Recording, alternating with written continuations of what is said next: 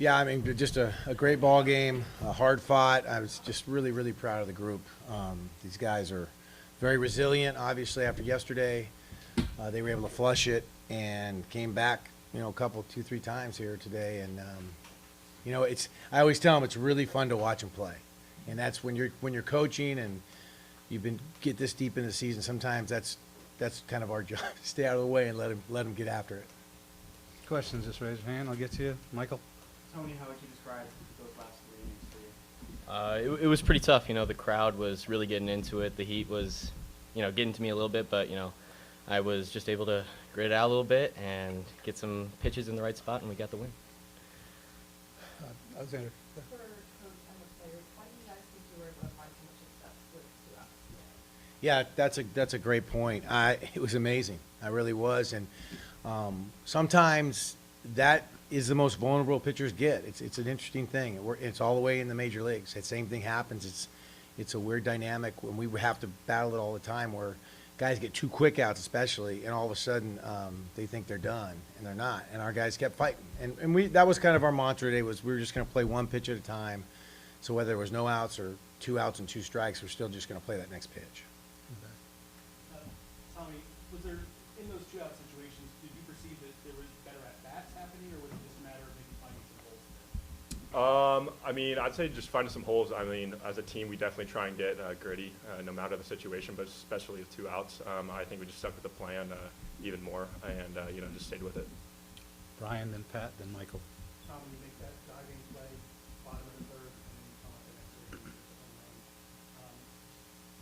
just a little bit about how you could do in this postseason, kind of with the whole kind of one-run career and type mentality. I'm just honestly trying not to really think about that and just thinking about the team, taking it pitch by pitch. But just trying to stay relaxed and play for the guy next to me.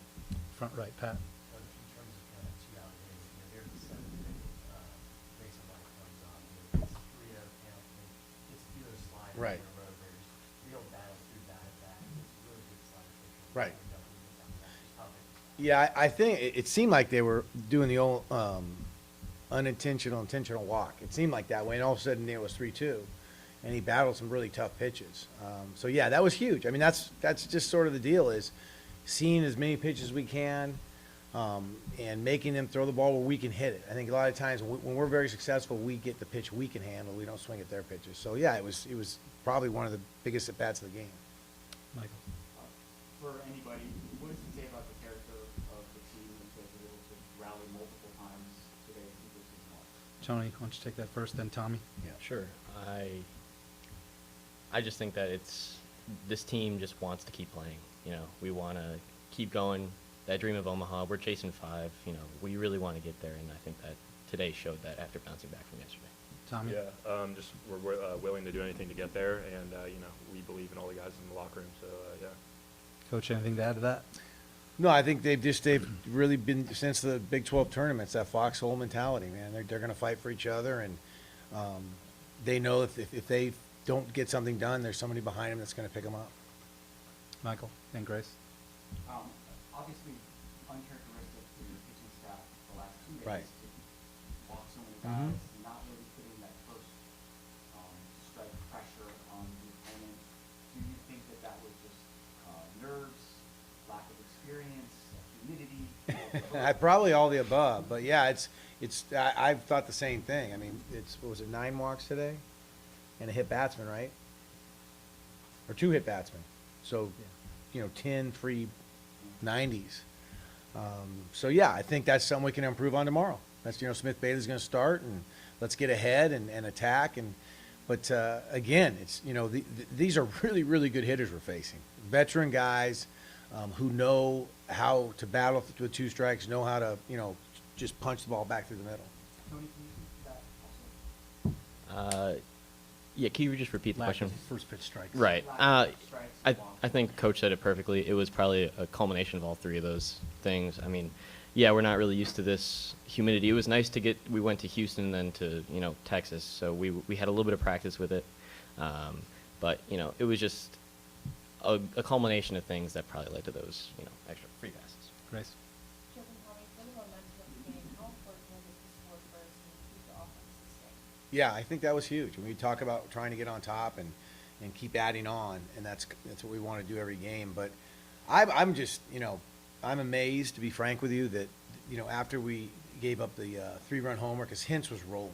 That's how Casey pitches, and he made one bad pitch, and Bass correctly? Yes. Yeah, Bass took advantage of it, and that's just great hitting. This is a really, really good ball club we're playing, and to match that and come back and score the next inning was, as a head coach, I'm over there at third base, almost freaking in tears, man.